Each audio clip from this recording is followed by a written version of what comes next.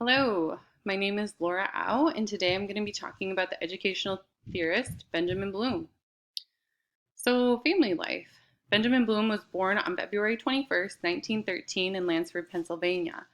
His parents were Russian immigrants. They were Jewish and they were fleeing discrimination in Russia. His father was a picture framer, while his mother stayed at home to take care of their five children. Educational timeline. Bloom's life work was devoted to education. He conducted studies, wrote countless books and articles, and was the recipient of many awards. The following is the timeline I constructed based on a biography written by Elliot Eisner. And Eisner was one of the United States' leading academic minds at the time. He passed away in 2014, and he was also one of Bloom's students. So, 1935, Bloom receives his bachelor's and master's degrees from Pennsylvania State. In 42, his doctorate is earned from the University of Chicago, and then from here on out, the University of Chicago is where he stays. So from 40 to 43, he's a member of the Board of Examinations. In 44, he's appointed as an instructor at the University of Chicago in the Department of Education. From 43 to 59, he fills the role of university examiner. And then, for those of you who don't know, I didn't know I had to look it up. A university examiner is responsible for assessing the quality and significance of dissertations. In 70, he's appointed the Charles H. Swift Distinguished Service Professor, and he was an educational advisor to the governments of India, Israel, and many other nations. Accomplishments.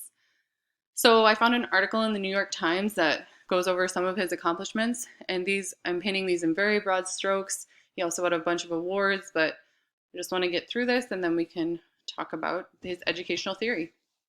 So Bloom's findings in his book Stability and Change in Human Characteristics focused many psychologists and educators on the importance of early childhood education.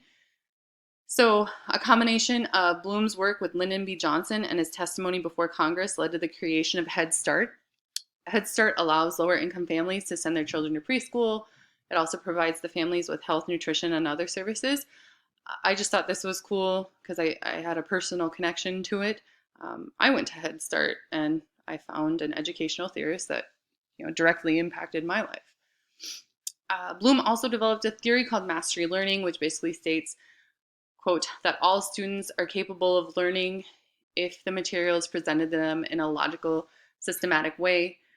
Eisner expanded on that, explaining that mastery learning takes into account that each student learns at their own pace and that they should focus on mastering a skill before moving on to the next skill. And that helps with not having gaps. So, say for me, I had gaps in math where maybe in algebra, I didn't learn everything I needed to know, and then they passed me on to calc, and now I'm frustrated because no matter how hard I try, I just couldn't get calculus.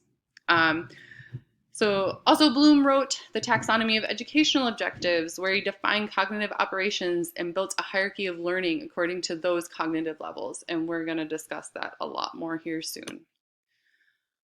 Ralph W. Tyler. So Bloom's mentor and major influencer was Tyler. Tyler was best known for his book, Basic Principles of Curriculum and Instruction, but he's written over 700 articles and published 16 books. Bloom worked with Tyler in the examiner's office, and he influenced a lot of Bloom's work.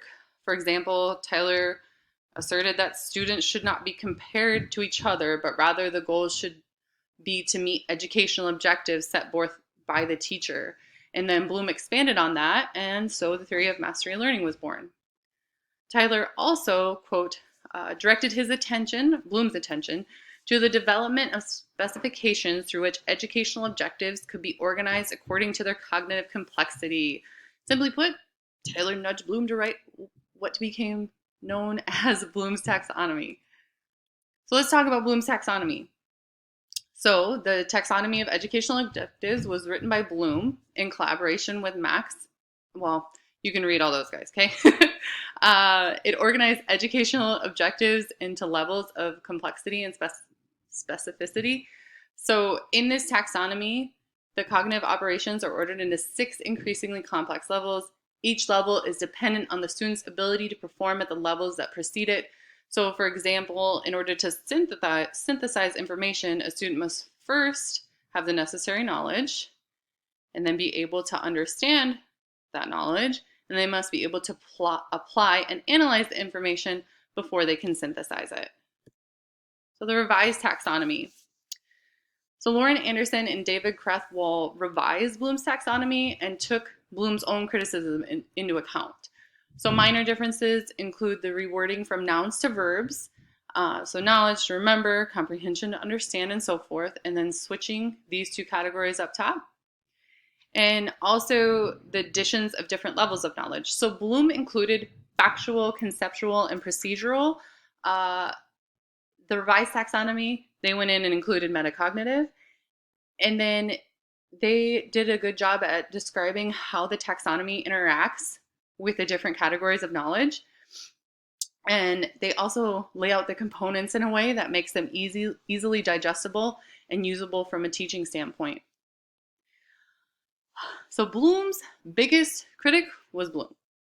And I just wanted to point out one more thing in the revised taxonomy.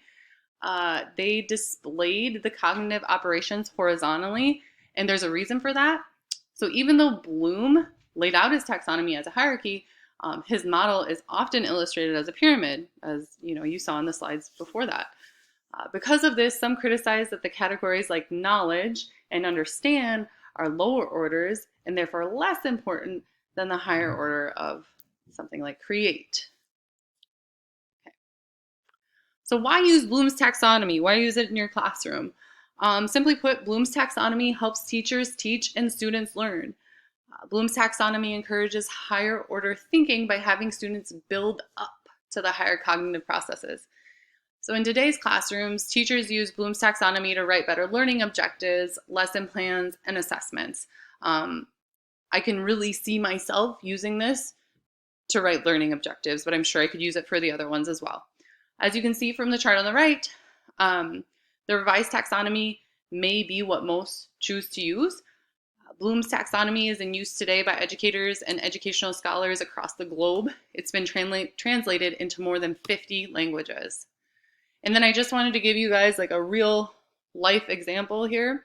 So a mathematics teacher, Krasterberg, uses this in her classroom, Bloom's taxonomy, as a tool to, number one, make the teacher more aware of the content and the processes that he or she is teaching.